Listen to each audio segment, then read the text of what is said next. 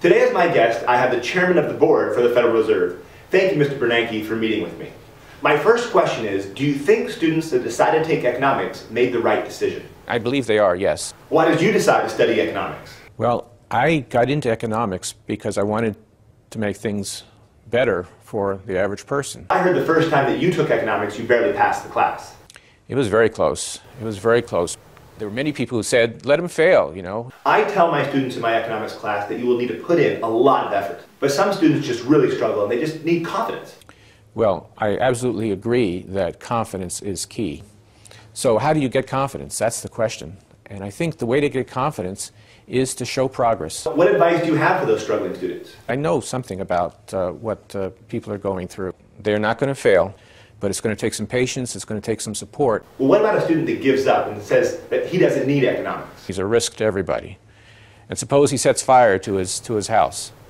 I'm not going to call the fire department. Let his house burn down. It's fine with me. That's pretty harsh. Do you think students should learn macroeconomics, or should they just focus on microeconomics? No, I think the key issue is the banking system and the financial system. We draw a lot of graphs in economics, and so I'm assuming that the Fed in your office is just filled with graphs. Are there just graphs everywhere? Not everywhere, but certainly in some of the markets that we've been functioning in. Well, do you guys ever draw the wrong graph? I think we've averted that risk. I think we've I heard past sometimes you and your staff forget to label the graph.